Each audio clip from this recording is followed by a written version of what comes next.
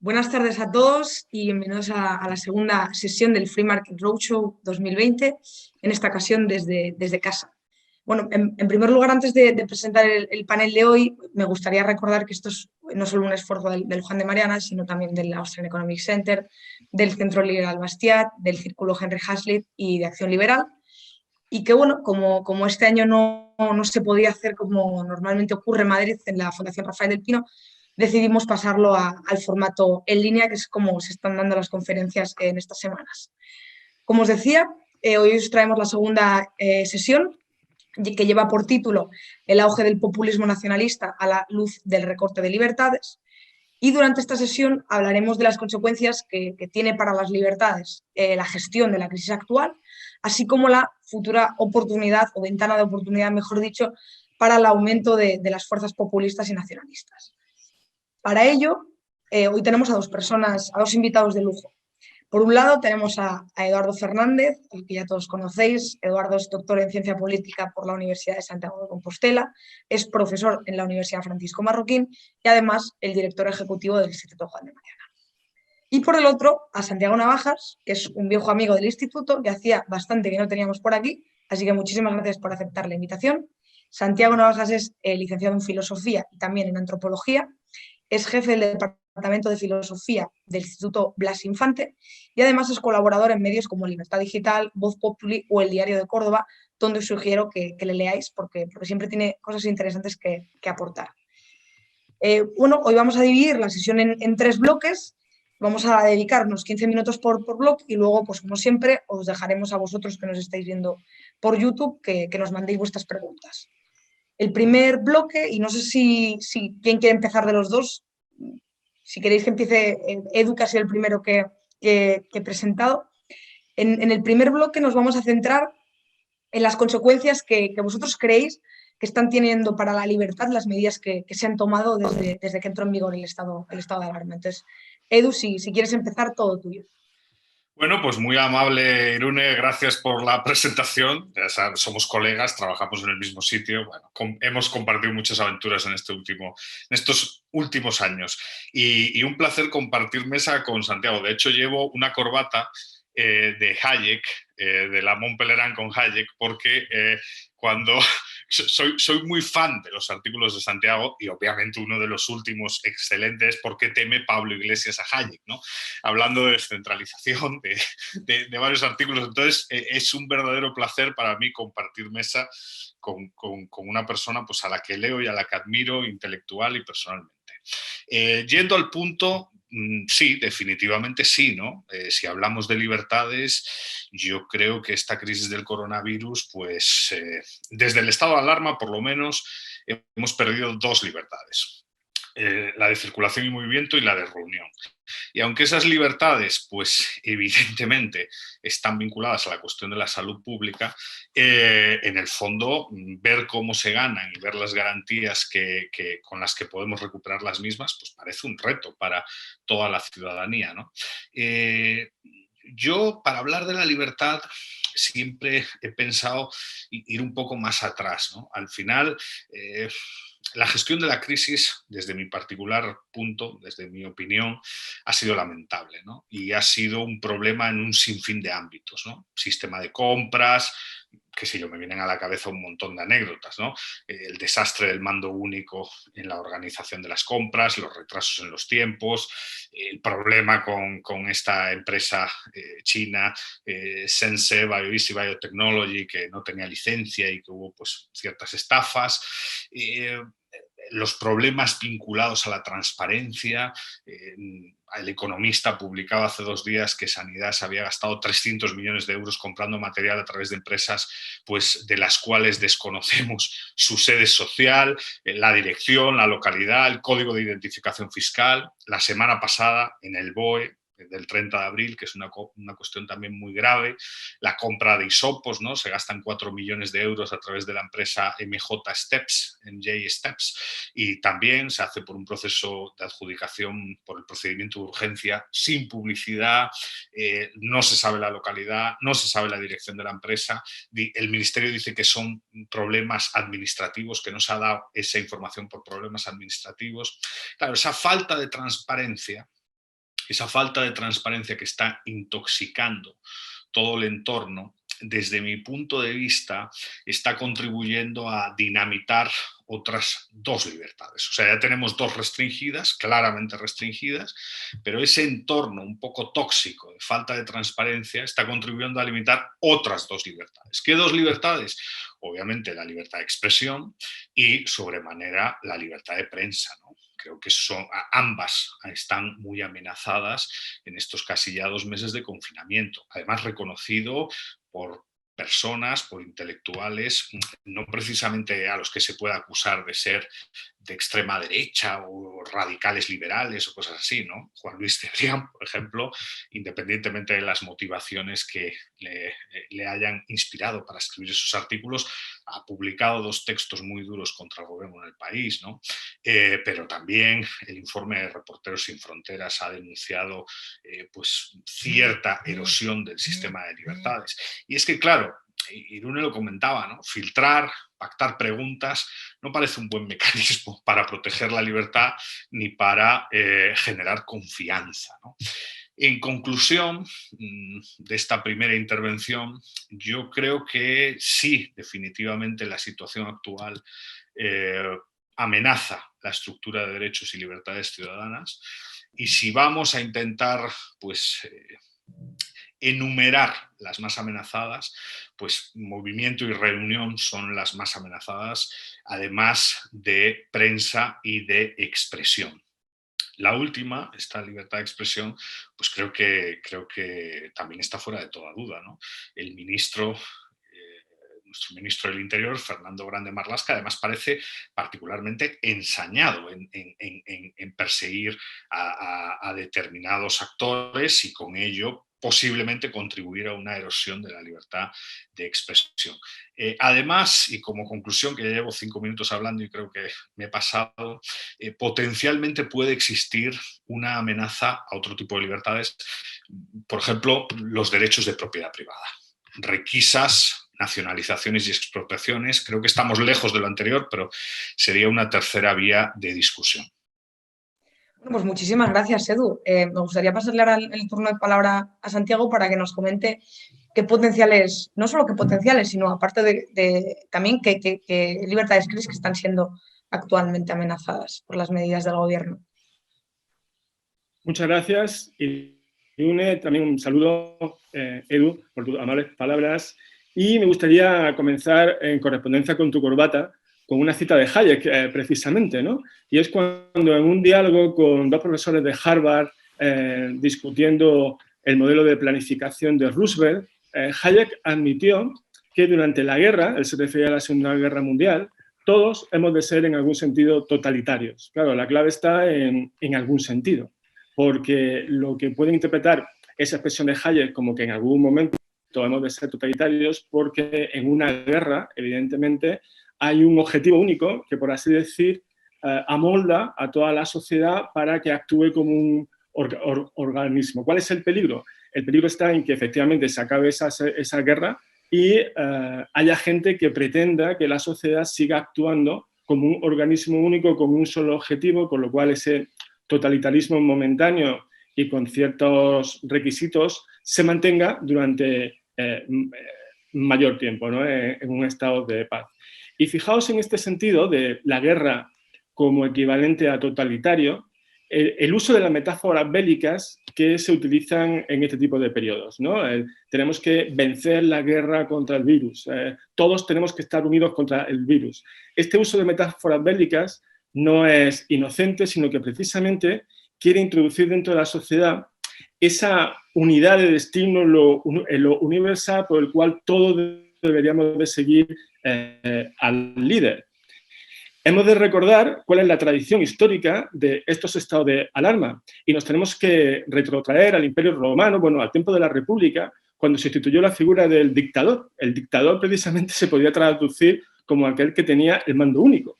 Y los romanos, precisamente, como estaban completamente escarmentados de lo que había pasado con sus monarcas, le ponían a estos dictadores, a estos mandos únicos, una serie de limitaciones muy claras, porque ellos sabían de la tentación autoritaria que podía tener ese dictador y, por tanto, le ponían un margen de 6 meses máximo o que se acabase ese estado de alarma que llevaba a la dictadura en cuanto se hubiesen cumplido los objetivos de esa función de dictador. Una de ellas precisamente era acabar con las plagas, acabar con la peste. Lo que pasa es que esa figura de dictador, por su propia dinámica, acabó por corromperse y acabó con la figura y de Julio César, que efectivamente ya se convirtieron en tiranos, ¿no? Y acabaron con cualquier límite. Con lo cual hemos de tener muy en cuenta cuáles son los peligros efectivamente de este estado de alarma que puede derivar en un estado autoritario en 2 sentidos. Por un lado, que sea el propio Estado el que se arrogue ese tipo de privilegios para imponer sus consideraciones de forma discrecional. Y por otro lado, que también estoy percibiendo en cierta parte de la población, en cuanto que asume ese discurso de ser obedientes más allá de la obediencia de vida, convirtiéndose en aquello de lo que nos advertía Etienne de la Boétie acerca de la servidumbre voluntaria. Hoy precisamente es un día muy importante porque un juzgado de La Coruña precisamente le ha quitado una multa a un ciudadano a uno por ir a misa y a otro por ir al supermercado a comprar comida, ¿no? Porque la policía había decidido, incluso en contra de lo que está en la ley, que no se podían celebrar misas con las condiciones de prudencia que se habían reconocido o que uno no podía comprar en el supermercado que estuviese más lejos, ¿no? Pero había mucha gente que había asimilado ese tipo de restricciones que incluso iban más en contra de la ley. En ese sentido, ha habido una encuesta, ha habido una investigación que ha hecho un instituto de Suecia que se llama Variety of Democracy y ha puntuado a los países percibiendo aquellos que tienen un riesgo de involución autocrática a partir precisamente del estado de alarma. Y España es uno de los pocos países de Europa que precisamente está en el riesgo medio de meterse dentro de esa dinámica autoritaria que sería la corrupción del estado de alarma. Y termino simplemente con lo que yo creo que debería de ser el principio liberal de intervención mínima suficiente por parte del Estado. ¿Qué significa el principio de intervención mínima? Que entre 2 medidas de intervención, entre comillas, autoritaria, como puede ser siempre el estado de alarma, que como tú has dicho, limita los derechos, tenemos que elegir siempre la que sea menos gravosa para la ciudadanía. En este caso, al principio, y eso hizo bien el PSOE, se eligió el estado de alarma en lugar del estado de excepción. Desde mi punto de vista, se tenía que haber aplicado ese mismo principio hoy y en lugar del estado de alarma se tenían que haber articulado las medidas que, por ejemplo, ha dicho Pablo Casado, que podían ser pues, las leyes de salud pública, la ley de medidas especiales. Es decir, hay una serie de dinámicas de leyes que permiten hacer lo mismo que permitía el estado de alarma, pero con menor intervencionismo en la vida de los ciudadanos. Sí, en cuanto a lo que tú comentas, Santiago, me gustaría haceros una segunda pregunta muy ligada. ¿En qué medida o cuándo creéis, más allá de las condiciones que evidentemente contempla la Constitución, pero cuándo creéis que deben poderse aplicar medidas restrictivas con la libertad individual? Y lo más importante, ¿no? ¿Hasta cuándo? Porque yo creo que como tú decías, si bien todos podemos estar de acuerdo que el estado de alarma, que además, o nuevamente, como tú bien comentabas, es el estado, digamos, más soft de los 3 estados, digamos, excepcionales que existen. Sin embargo, la duda o el problema es hasta cuándo, ¿no? Hasta cuándo, y ya no hasta cuándo, sino si se está haciendo un uso, digamos, sí, se está haciendo un uso que no es el que debería hacerse de este estado, pues para intentar no solo hacerse con el poder y mantenerlo de forma centralizada además, sino además para, digamos, para colarnos cosas que no tienen nada que ver con todo esto. No sé si son muchas preguntas, pero a ver qué opináis de todo esto. Bueno, ¿empiezo yo o empiezo yo? Bueno, la verdad es que claro, o sea, al final, efectivamente, como has señalado, o sea, son dos líneas de análisis, ¿no? Una es la figura jurídica en sí mismo y otra es el tiempo, la gestión del tiempo, la figura jurídica, porque claro, es un problema, ¿no? El estado de alarma es una figura constitucional, claro, ya todos sabemos que está en el artículo 116 y que se desarrolla una ley orgánica posterior que en su artículo 4 señala e indica que toda crisis sanitaria, epidemias y situaciones de contaminación graves, pues son motivos para que, bueno, se declare el estado de alarma. El contenido del estado de alarma también es importante, ¿no? Porque al final, si uno va al articulado, el artículo 10 o el artículo 11 es el que habla sobre la restricción y efectivamente pues limitar la circulación o permanencia de personas es una cosa que subyace, que está presente en la ley, prácticas requisas también, intervenir y ocupar transitoriamente industrias, limitar o racionar el uso de servicios o el consumo de artículos de primera necesidad. O sea, hay un sinfín de cuestiones que pueden entrar en el estado de alarma y que están recogidas en la ley. Claro, con este panorama jurídico, evidentemente, si no se es muy, si no hay sentido común a la hora de gestionar los tiempos, hay una amenaza gravísima, ¿no? Y yo creo que hay dos enfoques, como dos puntos de análisis. Hay un primer punto de análisis que es el estrictamente jurídico. Efectivamente, la ley habilita al gobierno para hacer este tipo de cosas, pero hay una cuestión política que yo creo no se puede evitar y que afecta dramáticamente a la libertad. Y es que yo soy bastante fan de los autores de Public Choice, ¿no? De James Buchanan, de Gordon Tullock y de toda la escuela que va después, ¿no? Y al final estos autores dicen que cuando ves a un político tienes que pensar que en la retórica del político, en la narrativa del político, hay una divergencia entre lo que se está diciendo y de verdad lo que se quiere conseguir. Y claro, el estado de alarma actual, pues en realidad conviene al Ejecutivo, ¿no? El Ejecutivo ha sido incapaz de gestionar pues, el suministro de material, el proceso de compras, pero no parece que haya sido tan incapaz a la hora de construir una narrativa basada en la mentira, pues de que el mundo, esto es una crisis global y de que estamos todos siendo afectados por esto y tal.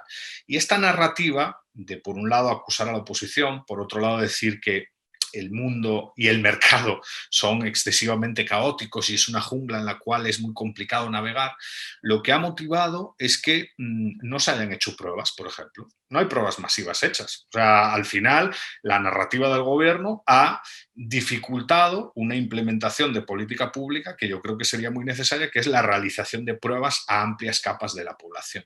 La prueba, desde el test del coronavirus, desde un punto de vista político, es un instrumento de liberación para mí. Porque la prueba es el instrumento que te facilita la salida a la calle, que te facilita recuperar tus libertades, ¿no? Pero bajo la situación actual y sin pruebas, pues navegamos en la incertidumbre, navegamos en el miedo. Y como decía Santiago en la intervención anterior, desafortunadamente hay amplios porcentajes de la población que tienen una actitud de quiero que el Estado me proteja. Prefiero el orden y prefiero la protección a la libertad, ¿no? Y eso es un problema. Claro, es un problema que genera un círculo vicioso del cual es complicado salir, porque si no tenemos acceso a ese instrumento liberador y el hecho de no hacerlas, de no llevarlas a cabo, facilita que quedemos encerrados en las casas, pues estamos sometidos y en cierto sentido dudamos de nuestra libertad y de cómo usar la libertad, ¿no? A mí me ha herido profundamente además también cómo los medios han sido instrumentalizados para volver irresponsables a los padres cuando permitieron la salida de los hijos, o para criticar a aquellos que practican deporte, para aquellos que en definitiva quieren ocupar el espacio público, el espacio abierto, ¿no? Claro, salir de este problema para mí es bastante grave, ¿no? Pero y a corto plazo no le veo solución. Creo que el gobierno está en una posición muy cómoda. Tiene a todo el mundo más o menos confinado, tiene a todo el mundo controlado por horarios y encima tiene la capacidad para decir, con base además en la ley, que como no hay pruebas, pues en el fondo lo que queda para estar protegidos es quedarse en casa, mantener el distanciamiento social, en definitiva no poder ser un ciudadano de pleno derecho, ¿no? Eso beneficia mucho al Ejecutivo y desafortunadamente nos perjudica mucho al resto. Santiago, a la luz de lo que estáis comentando, me gustaría preguntarte, aunque evidentemente si quieres responder la pregunta anterior no hay problema, pero claro, el estado de alarma en principio solo contempla limitaciones de derechos fundamentales, ¿no? No contempla su suspensión. Sin embargo, pues bueno, me gustaría saber si tú crees que esto se ha respetado, o que se han producido suspensiones de derechos fundamentales. Tú hablabas de la libertad de culto, pero recientemente tenemos un fallo del Tribunal Constitucional que digamos que ha mantenido la línea de no permitir ciertas manifestaciones que se querían realizar en diversas localidades, tanto dentro del coche como respetando ciertas medidas de seguridad. Entonces, bueno, me gustaría saber cómo ves esto de los derechos fundamentales. Sí, efectivamente, tanto en lo que tú planteas, Irune, como en varias cosas que ha dicho Eduardo, efectivamente se conecta con lo que comentaba antes del riesgo que hay, particularmente en España, de un retroceso de las libertades públicas a rebufo de ese estado de alarma, que no es que lo diga yo, lo dice el Instituto Sueco Variety of Democracy.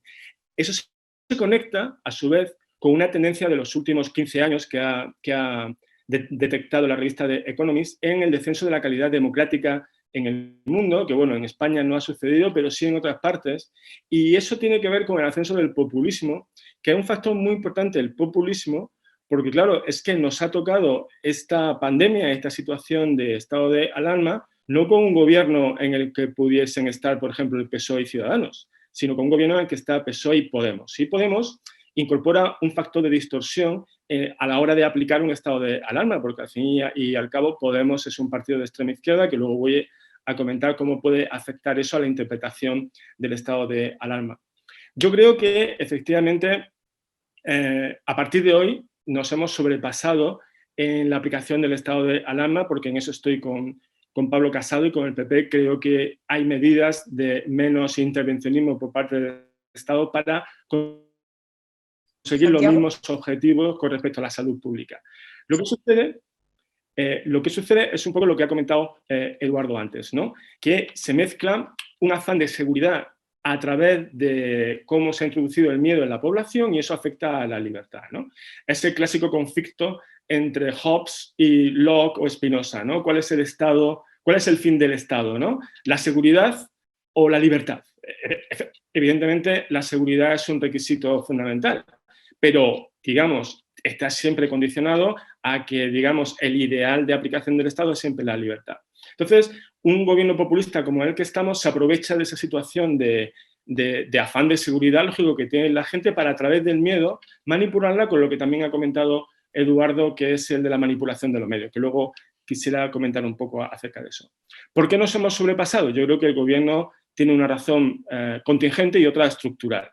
La contingente es que el gobierno es consciente de que las medidas que tomó al inicio de la pandemia llegaron tarde. Entonces, como llegaron tarde y ha habido muchísimos muertos producidos por esa semana o esas 2 semanas en las que podía haber hecho algo, siente el peso de la responsabilidad y de la culpa, aunque no quiera admitirlo. Eso por una parte. Entonces, como se quedaron cortos antes, ahora se pasan de largo para asegurar, en fin, eso también es comprensible que no le adjudiquen más muertes de necesario por su incompetencia.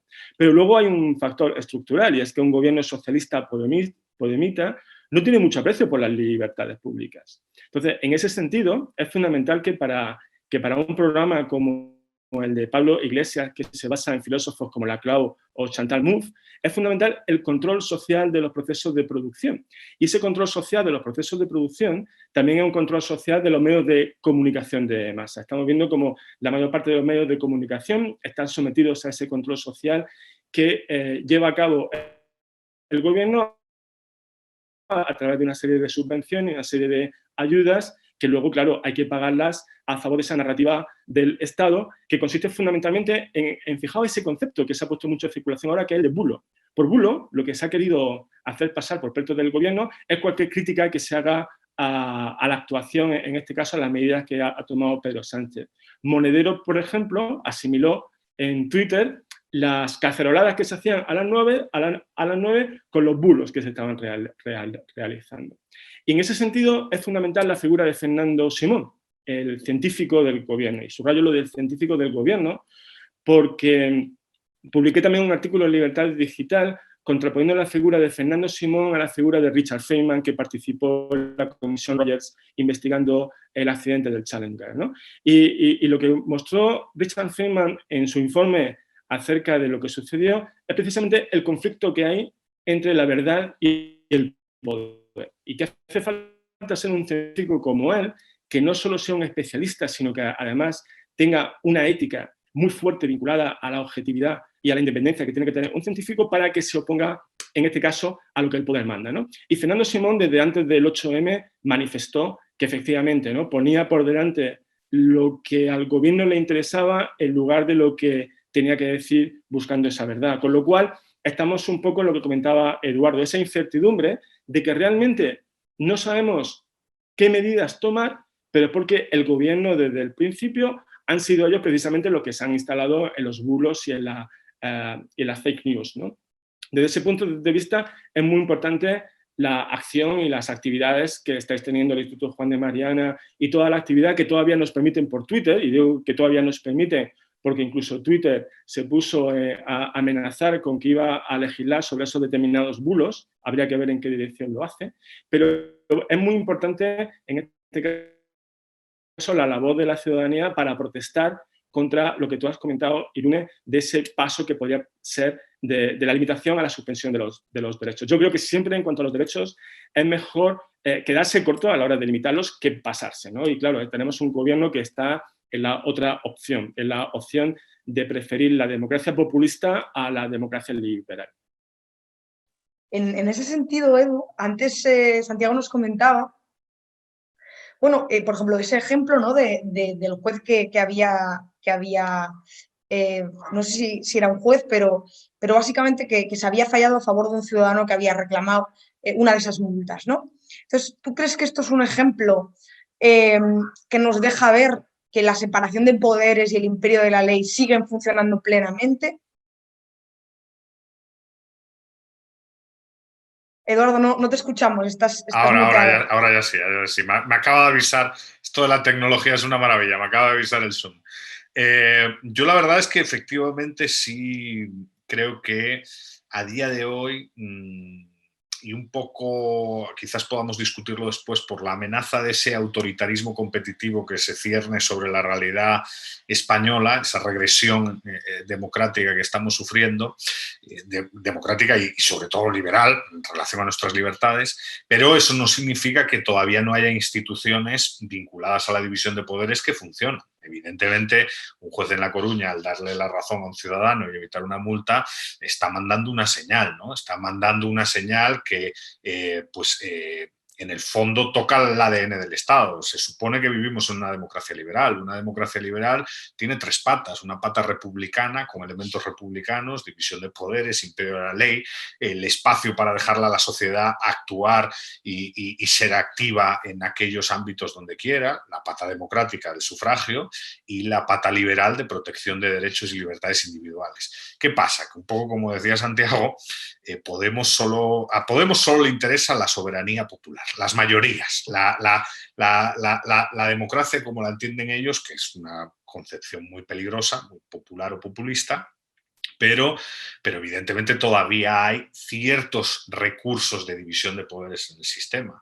Esos recursos de división de poderes en el sistema veremos si funcionan o no, porque vamos a ver, cuando se habla de populismo, el populismo, decía Rubnik, a mí siempre me ha interesado mucho el estudio del populismo desde la ciencia política, ¿no? en sus diferentes ámbitos, ¿no? Se citaba a Chantal Mouffe y a Ernesto Laclau, que son como clásicos, pero bueno, la literatura también, pues, de Cass Mood y de todos estos autores actuales, al final hacen ver al populismo como un movimiento que hace usufructo del descontento, ¿no? Un virus ab initio de la democracia. Y al final, este tipo de crisis son ventanas de oportunidad para el populismo, para el populista. Ventanas de oportunidad para el populista y al mismo tiempo, y esto es quizás algo que deberíamos reflexionar, son pruebas de resistencia para las instituciones del país. O sea, para la democracia liberal está sufriendo literalmente un stress test de parte del actual gobierno. El actual gobierno está poniendo un poco contra las cuerdas el sistema, la naturaleza del sistema, la genética del sistema, y veamos si aguanta o no aguanta, ¿no? Creo que estamos sufriendo, porque honestamente pensábamos que teníamos una democracia muy consolidada, pero esa democracia consolidada sufre, y esa democracia consolidada lleva más de 12 años pues elevando sus niveles de desconfianza. Aquí hay varias palabras que yo creo que son claves, ¿no? La confianza en las instituciones por parte de la ciudadanía española no ha dejado de caer. Mientras que, por ejemplo, la confianza interpersonal en los estudios de opinión pública, cuando vemos Eurostat, se mantiene estable. Un español confía más o menos en su vecino, en su conciudadano, en su compatriota. Está siempre por encima de 6 en una escala de 0 a 10. Cuando se habla de políticos, cuando se habla del legislativo, se habla del Congreso, la cosa es dramática. La justicia se salva, las fuerzas y cuerpos de seguridad se salvan, pero evidentemente hay un gran número de instituciones que han generado esta ventana de oportunidad de la desconfianza y los populistas con una nueva crisis, la crisis del coronavirus, pues la están intentando capitalizar, ¿no? Veamos si el sistema resiste el stress test, ¿no? Pero evidentemente que hay una prueba de resistencia está clarísimo. Ambos habéis ya puesto encima de la mesa el tema que es el que vamos a centrarnos en este tercer bloque. Entonces, si os parece, pues me gustaría aprovechar que lo hayáis introducido vosotros un poco para preguntaros acerca de eso. Como tú comentabas también antes, Santiago, este tipo de situaciones, ¿no?, generan un ambiente de crispación y crisis, que también nos comentaba ahora Eduardo, que suele potenciar discursos nacionalistas y populistas, ¿no? Pues lo hemos visto desde los que están defendiendo, por ejemplo, que se potencie que se potencie la industria nacional, que se limite las importaciones, a los que, pues, por ejemplo, hablan del virus chino de una forma totalmente despectiva, o los que simplemente, pues, bueno, pues se cuestionan la globalización y consideran que es un proceso que simplemente ha agravado el problema que evidentemente ha generado este virus. Entonces, la pregunta que me gustaría lanzarte en primer lugar, Santiago, es ¿en qué medida este tipo de discursos tú crees que se van a producir o que ya se están produciendo producto concreto de la crisis del coronavirus?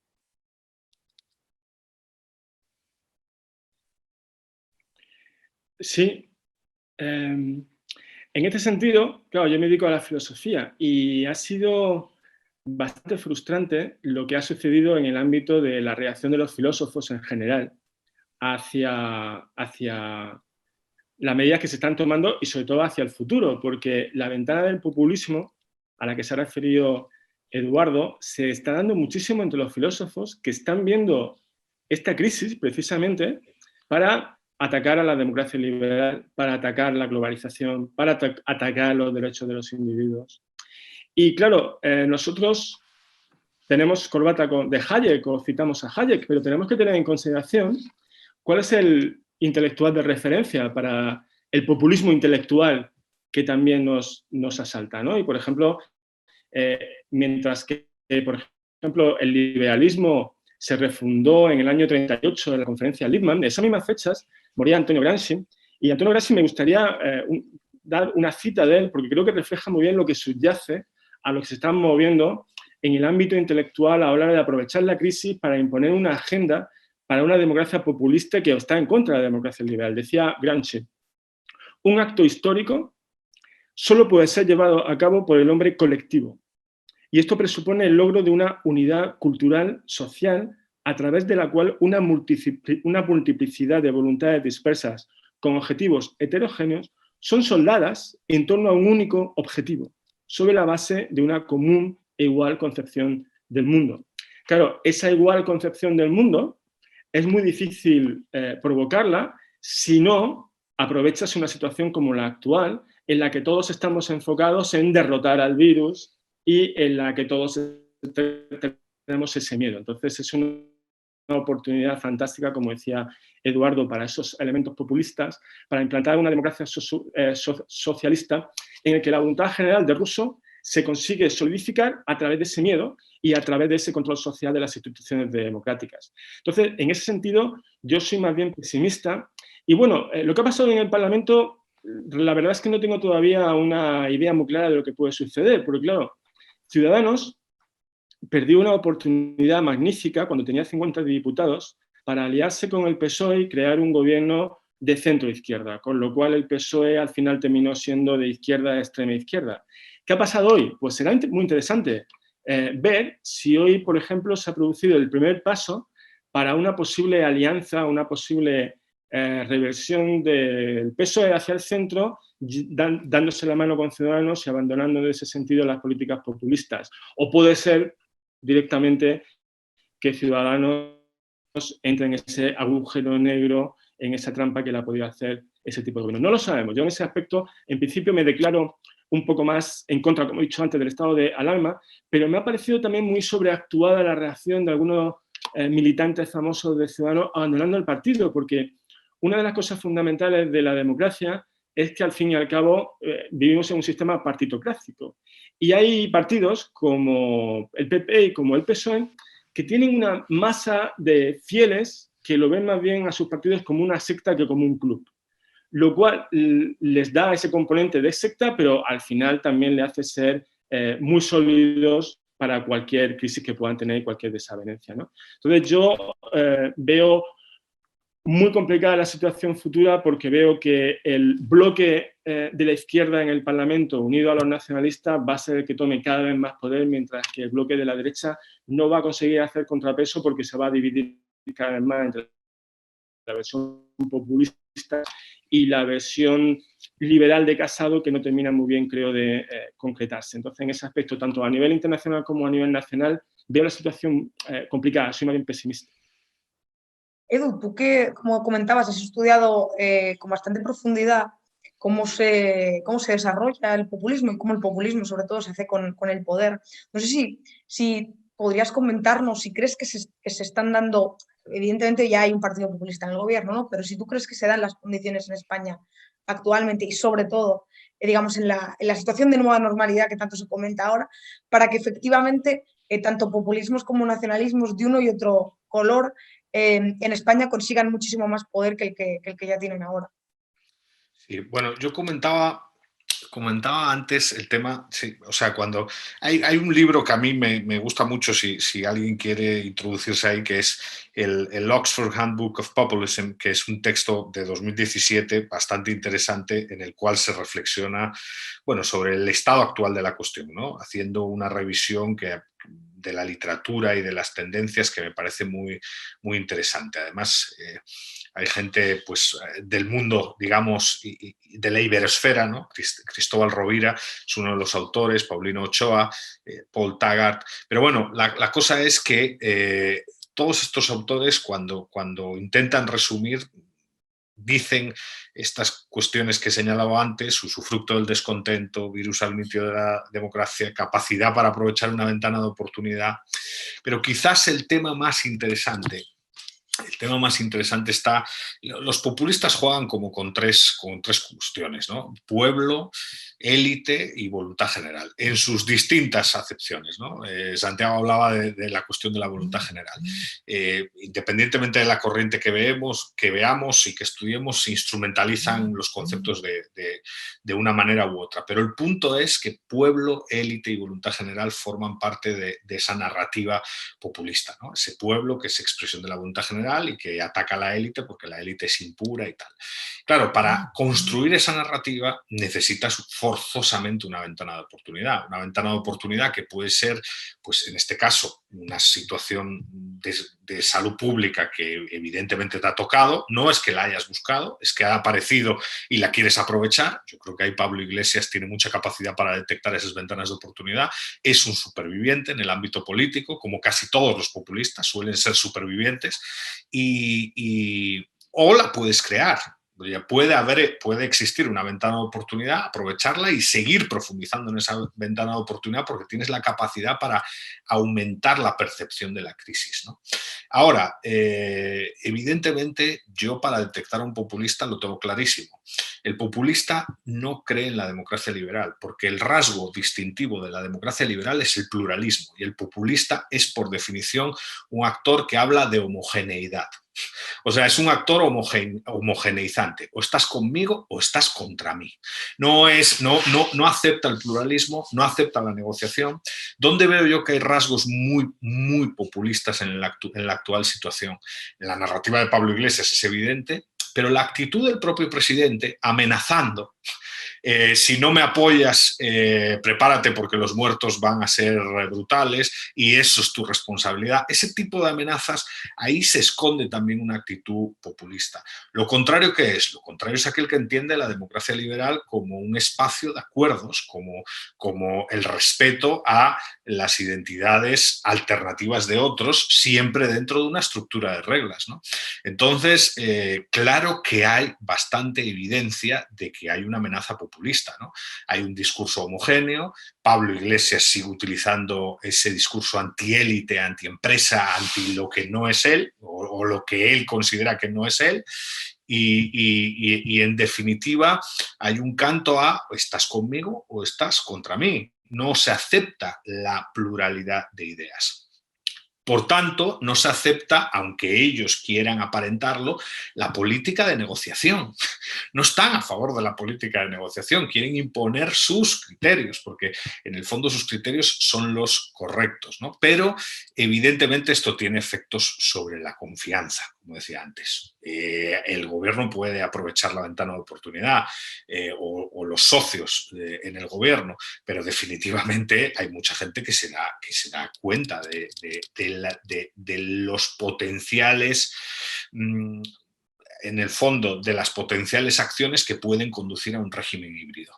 ¿Y dónde se ve que estamos avanzando a un régimen híbrido? Hombre, pues la libertad de prensa lo está pasando mal. Se está intentando ya someter a los jueces. O sea, Pablo, toda la narrativa de Podemos es contra el Poder Judicial, se ha visto con el tema de Isa Serra. O sea, se está intentando someter a los jueces. Hay un problema vinculado a la libertad de asociación. Hay formaciones políticas que pueden tener una agenda pues, no liberal, pero que están siendo atacadas y que pueden representar un problema. Desde el gobierno estamos hablando. Y hay cierta arbitrariedad, hay mucha arbitrariedad. Hoy, por ejemplo, a mí el rasgo que me ha sorprendido profundamente es que Simón no haya querido revelar los 11 técnicos que se supone justifican el avance de unas comunidades y de otras en ese proceso de desescalada. Y lo ha hecho con una actitud, independientemente del talante de Simón, con una actitud un poco arrogante. No voy a responder a esa pregunta, pero es que si vamos a la hemeroteca, esa actitud ha permeado siempre todas las acciones del gobierno. El gobierno, yo he tenido, no sé si, esto no es un hobby, evidentemente, fue una tortura, pero me he visto ruedas de prensa completas, ¿no? Ruedas de prensa no solo el presidente, de la ministra de Asuntos Exteriores, por ejemplo. Y la capacidad para evadir preguntas, y no solo para evadir preguntas, para ningunear a determinados periodistas, ha sido obscena, ¿no? Entonces, al final, claro que hay muchos rasgos, evidentemente, que nos orientan de que puede haber una deriva populista y que puede avanzarse pues, en un régimen híbrido. Ahora, como decía antes, hay una prueba de estrés y veamos esa prueba de estrés, porque España, quiero creer que España tiene capacidad para enfrentar ese tipo de amenazas. Quiero creer. Bueno, pues ya que nos queda poquito tiempo, me gustaría lanzar ya la última pregunta, en esta ocasión la misma para ambos, y es en qué medida creéis que este clima de crisis y crispación y este posible aumento de los populismos y nacionalismos puede suponer un problema para la estabilidad y la cohesión social. No sé si te gustaría empezar a ti, Santiago. Sí, efectivamente, yo creo que son los estados de alarma donde mejor se puede testar efectivamente cuál es el estado democrático liberal de un país. Yo creo que, aunque he dicho que soy pesimista con respecto al futuro, también soy optimista con respecto a las fuerzas de nuestras instituciones, no solo en España, sino en Europa. Yo siempre he creído con Ortega y Gasset que Europa era la solución de España en gran parte y efectivamente estar dentro de la Unión Europea es algo que en este sentido nos ha salvaguardado bastante de todas esas presiones populistas que nos podía haber tenido el gobierno.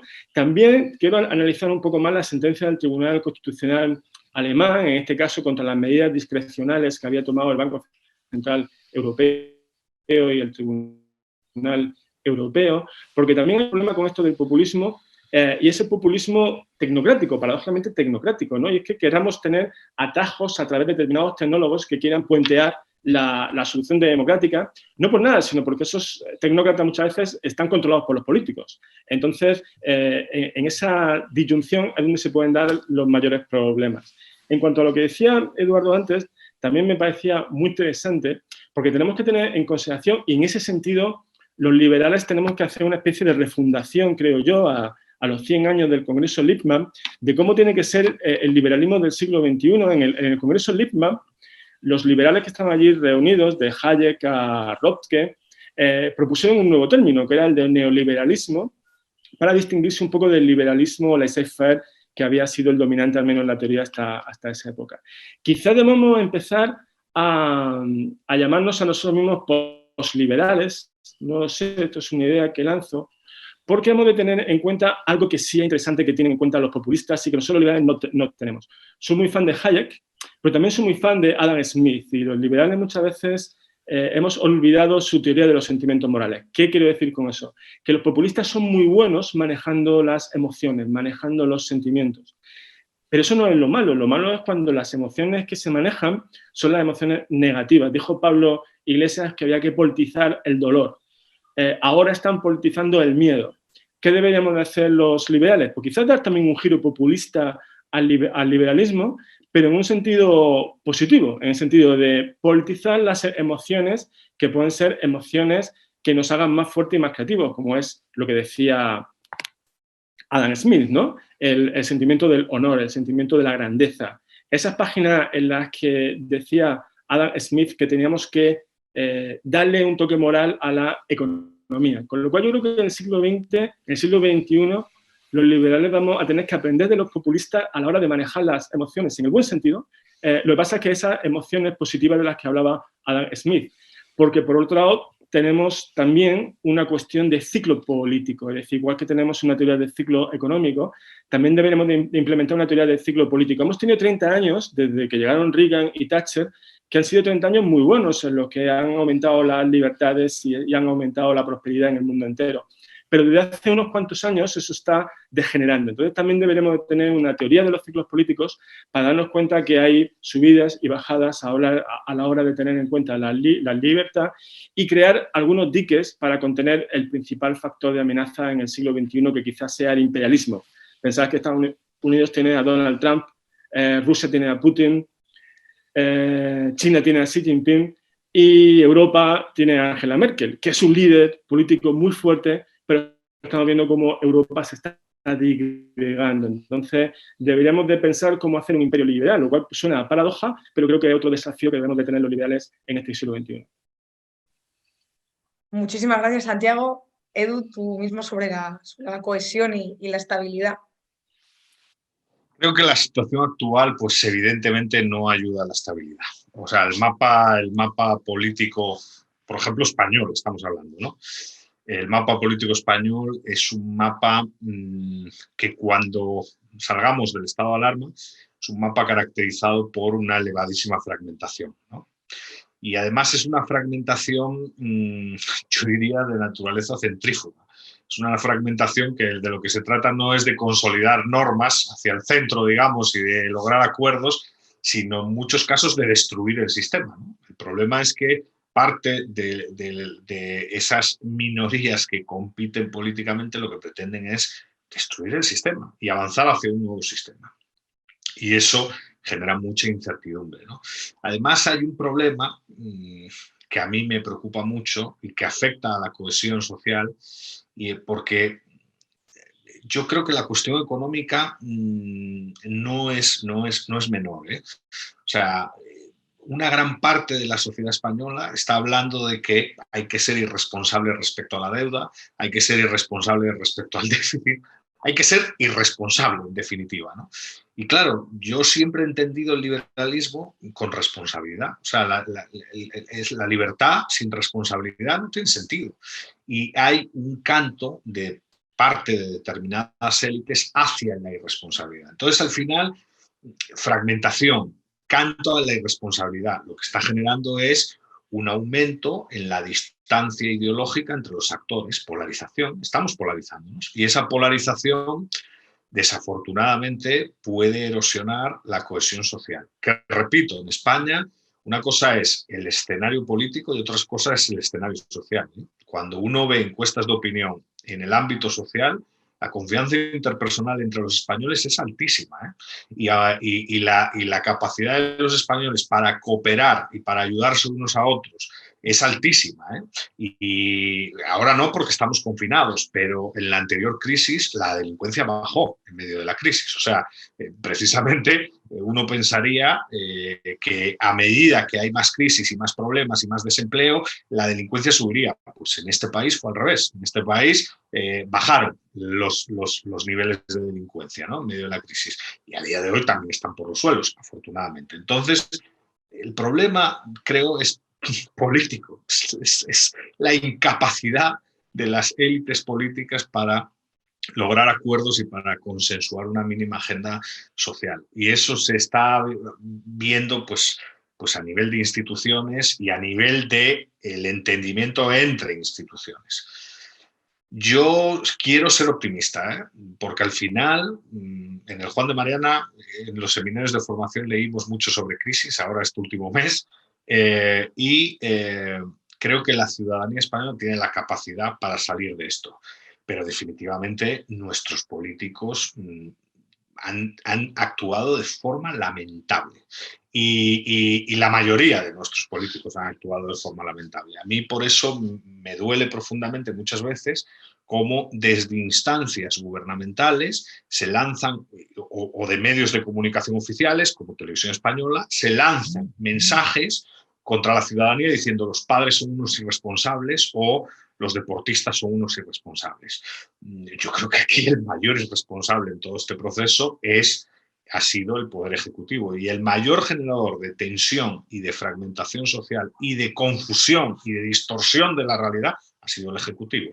Cambió radicalmente pues, a partir del 8 de marzo, eso no es una sorpresa, hay que hacer memoria.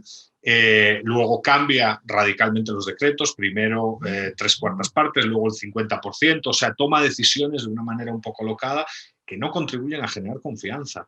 Para una sociedad libre es una sociedad confiada, una sociedad cohesionada es una sociedad confiada.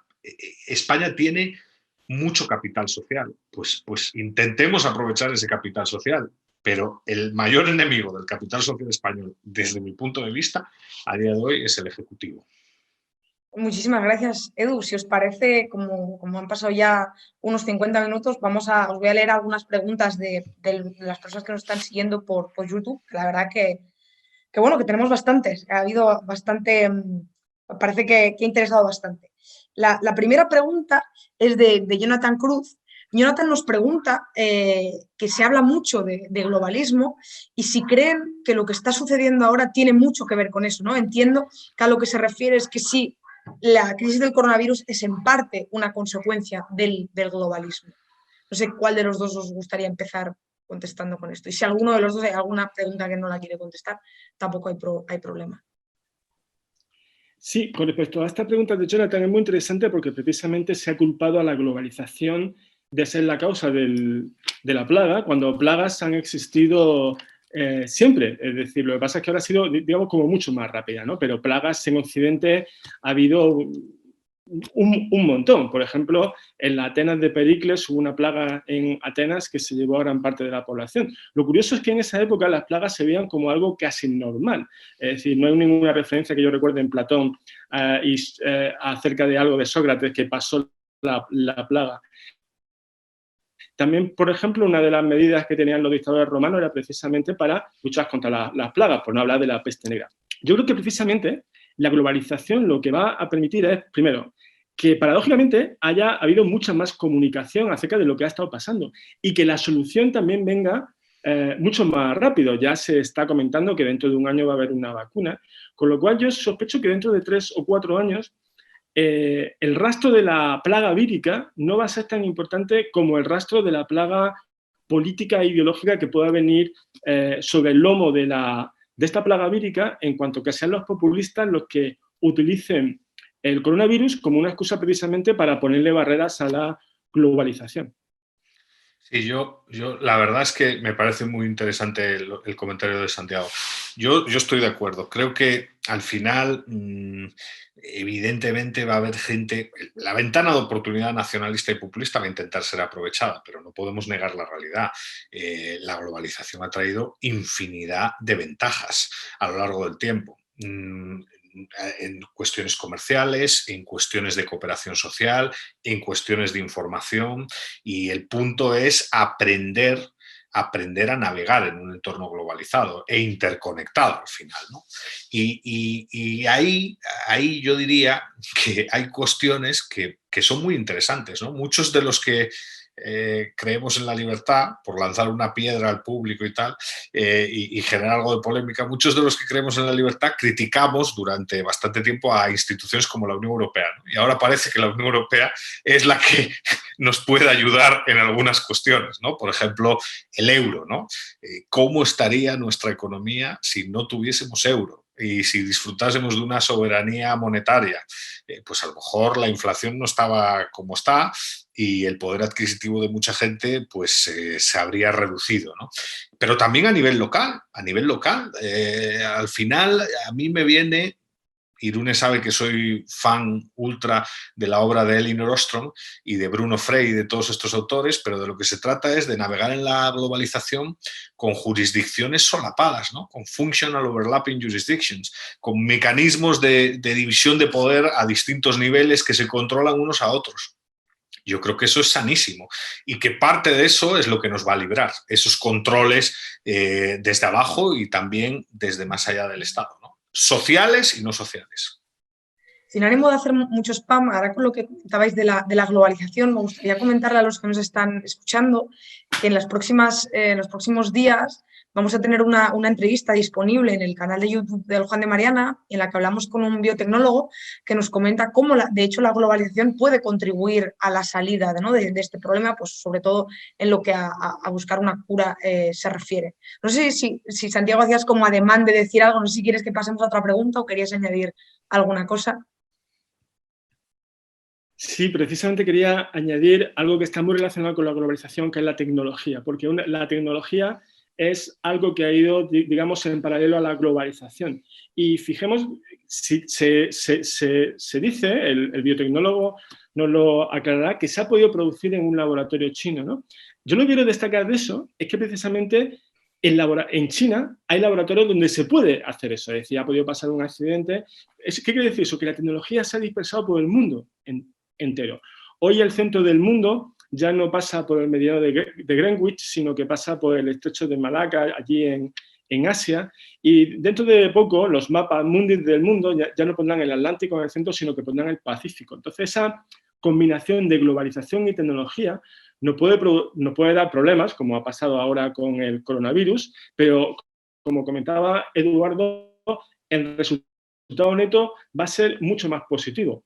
Y una anécdota para terminar este último apartado, es que yo conozco aquí en la Universidad de Granada, conocía a varios estudiantes chinos que antes del 8 estaban haciendo aquí un máster en Granada y algunos de ellos, sin terminar el máster, lo dejaron todo y se fueron para China, porque ellos tenían ya mucha más información real de lo que estaba pasando en España, y cuando yo vi que estos estudiantes chinos se iban a su país es cuando tuve, digamos, una indicación apabullante de que realmente estaba pasando algo grave en este país. Perfecto, muchísimas gracias. Paul Ferrer nos pregunta que qué opináis sobre la viabilidad que puede tener este gobierno cuando pase toda esta crisis. Si creéis que va a aguantar o que hay una posibilidad de que caiga.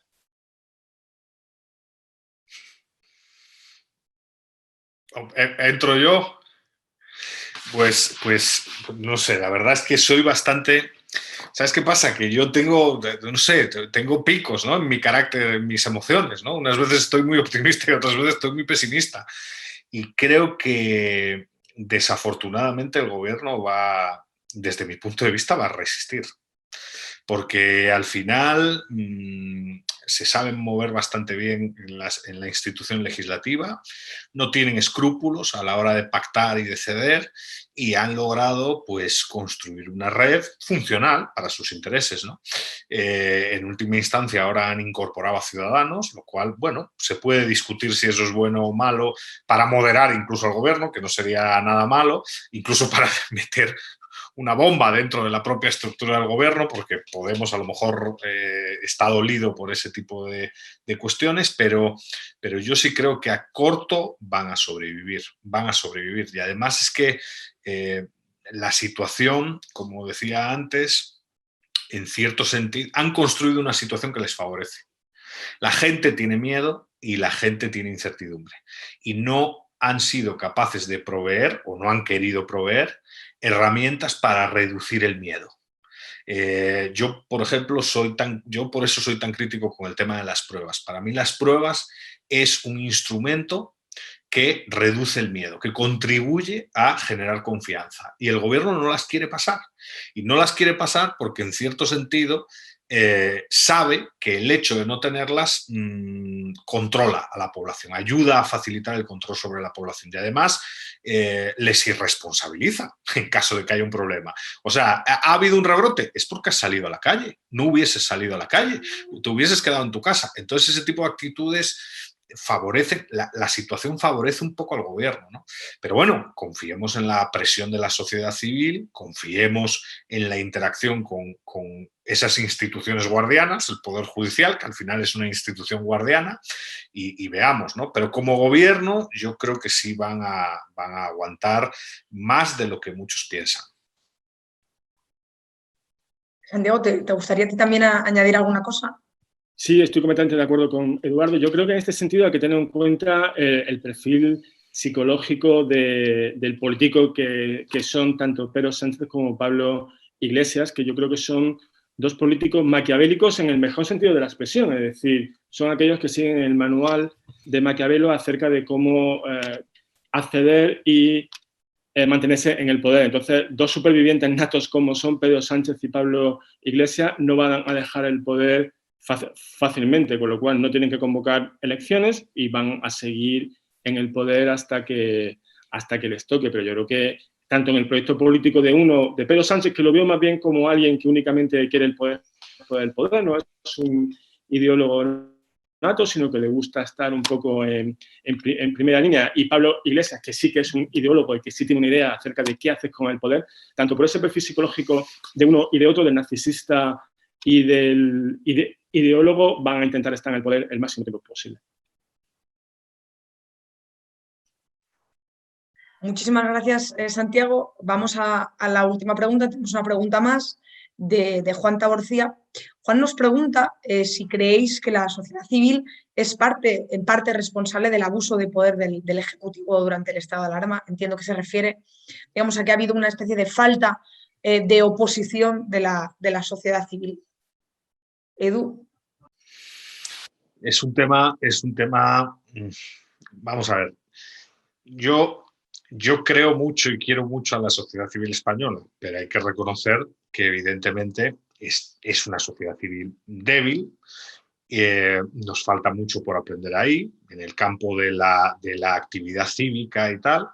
Aunque la gente diga que no nos falta mucho, yo creo que sí nos falta mucho. Por ejemplo, donaciones, presión desde la sociedad hacia las instituciones, esa capacidad que tienen algunas sociedades civiles para enfrentarse al Estado y ser consciente de sus derechos y decir, estás pisoteando mis libertades, no te atrevas a pisotear mis libertades, o por lo menos explícame de forma transparente por qué me estás pisoteando las libertades. Ese tipo de cosas creo que en España tenemos que ir pues a más en eso, ¿no? Y de hecho es parte de la misión de nuestro instituto, ese tipo de cosas. Pero evidentemente no creo que toda la culpa sea de la sociedad. Por ejemplo, el gobierno estuvo 1 mes y medio, es que tenemos que hacer memoria, es que desde el primer caso de coronavirus, que fue en la última semana de enero, hasta el 11 de marzo, pasó más de 1 mes y el gobierno estuvo mandando un mensaje totalmente equivocado a la población. Cuando nos comparan con Portugal, que el otro día la ministra, pues ya saben, ¿no? Portugal tiene menos porque está más... Es que, claro, su posición geográfica determina que tenga un número menor de casos, ¿no? Pero la tierra es redonda, ¿eh? Ese es el nivel de nuestra... Pero el punto es que Portugal, cuando hubo 10 contagios y un muerto, ya se puso a manos a la obra. Aquí no, aquí no nos engañemos. Aquí había más de 200 contagiados, una veintena de muertos y nadie hizo nada. Y todo eran unos pocos casos y tal. Luego, de repente, das un giro drástico en tu comunicación institucional y dices que no, que la situación es gravísima. O sea, entonces, claro, no le puedes echar toda la culpa a la ciudadanía. O sea, la ciudadanía está recibiendo una comunicación de todo está tranquilo, sigamos trabajando, sigamos interactuando con normalidad y de repente, de un día para otro, ¡pum!, me cambias todo el esquema y de repente es dramática la situación, ¿no? Claro, luego la responsabilidad de ciudadanía. A lo mejor en la clave crítica no ha sido en clave crítica hacia el gobierno y en clave fiscalizadora, o sea, una sociedad civil que exige transparencia y que fiscaliza la acción de las instituciones públicas, pues a lo mejor tenemos que aprender ahí todavía, pero en cuanto a preocupación por la salud pública, hombre, yo creo que se ha hecho mucha demagogia, ¿no? La gente ha respetado la norma en su mayoría. La gente ha sido solidaria y amistosa en su mayoría con el vecino. Y las críticas de parte de algunos medios de comunicación y de parte de algunos políticos hacia los ciudadanos, yo las encuentro muy injustas, ¿no? Sobre todo cuando se ponen en la balanza con el gobierno, ¿no? Porque el gobierno ha fracasado en casi todo. Ha fracasado en el sistema de compras, ha fracasado en dar una información transparente a la población, ha fracasado en la implementación de medidas de urgencia, ha fracasado en casi todo. Lo único que no ha fracasado es en mantenernos a todos en casa, y ahí sí hay mucha corresponsabilidad de parte de la ciudadanía. O sea que sí, algo de responsabilidad en cuanto a ser consciente de nuestras libertades y pelear por ellas, sí tiene la ciudadanía española. Creo que debería de estar más comprometida con la defensa de la libertad, pero en otros ámbitos yo creo que lo ha hecho muy bien. ¿Cómo lo ves tú, Santiago? Felipe González diferenciaba entre opinión pública y opinión publicada en referencia a los medios. Yo creo que en este caso, como decía Eduardo, la gente en general lo que ha tenido es una falla en la información, es decir, pero en ese sentido el gran fracaso no de la sociedad civil, sino de un segmento de ella que ha sido la clase periodística. Yo creo que ha sido la clase periodística la que ha fallado absolutamente en su misión de controlar al poder político y se ha creído de una manera completamente sumisa las indicaciones que le enviaban, que ahora sabemos que estaban completamente manipuladas, pero que teníamos datos a cualquiera que pudiese leer la prensa extranjera de que efectivamente estaba muchísimo peor. Entonces, en ese sentido, salvo ejemplos muy concretos y medios que no son quizá los más importantes a nivel de leídos, había un fallo brutal de la clase periodística que tampoco veo que hagan mucha autocrítica y que pidan mucho perdón por lo que han hecho. Seguramente grandes figuras de la televisión no deberían de estar, no deberían seguir en la televisión. Y sin embargo, van a seguir ahí, con lo cual la nueva normalidad va a ser la vieja normalidad de antes, de mentiras, de bulos y de fake news, por los primeros que deberían de estar comprometidos con una información lo más veraz posible y lo más crítica con el gobierno, porque una de las cosas que sí tenemos que exigirle a la población es que sea crítica. Y en ese sentido, sí que hay un determinado fallo en la sociedad a la hora de aceptar críticamente lo que le diga el gobierno.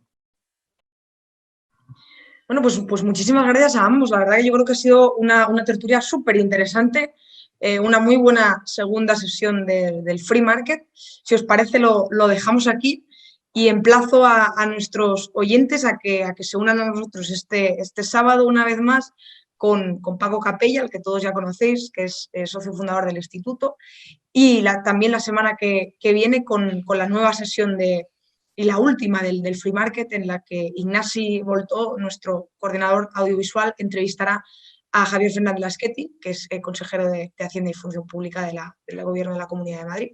Muchísimas gracias a ambos y muchísimas gracias a los que nos están escuchando. Hasta luego.